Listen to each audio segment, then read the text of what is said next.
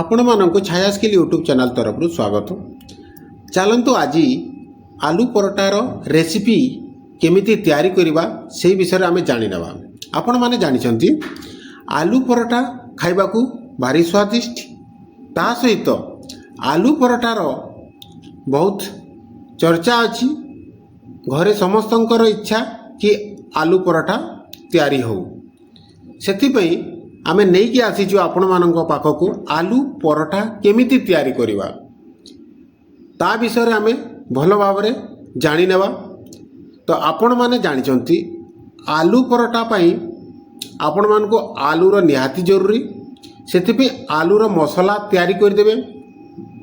ଆଲୁର ମସଲା ତିଆରି କରିବା ପାଇଁ ଆଲୁ ମସଲା ରେସିପି ତିଆରି କରିବା ପାଇଁ ଆପଣମାନଙ୍କୁ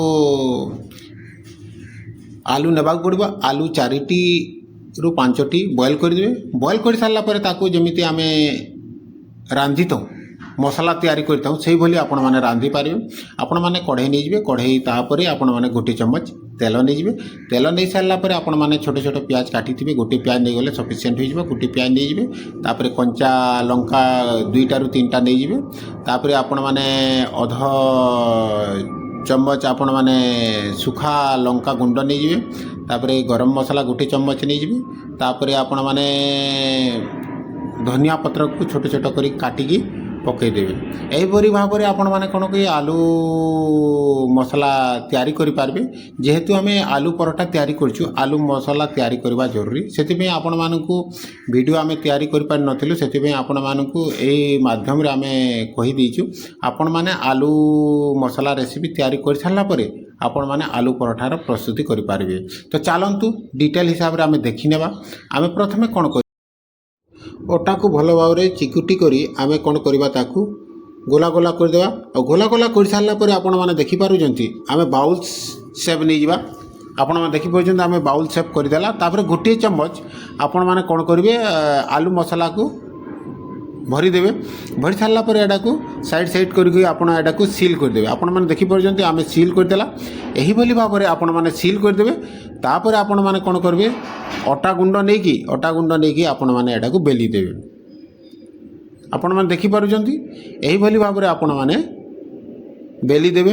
ଭଲ ଭାବରେ ବେଲି ସାରିଲା ପରେ ଆପଣମାନେ କ'ଣ କରିବେ, ଆପଣଙ୍କର ସାଇଜ୍ ଅନୁସାରେ ଏଟାକୁ ସାନ ବଡ଼ କରିପାରିବେ। ଆପଣମାନେ ବଡ଼ କଲେ ବି ଭଲ ହେବ ଆଉ ମିଡ଼ିୟମ୍ କଲେ ବି ଭଲ ହେବ। ଆପଣଙ୍କର ସୁବିଧା ଅନୁସାରେ ଆପଣମାନେ ଏଇଟା ବେଲିବେ।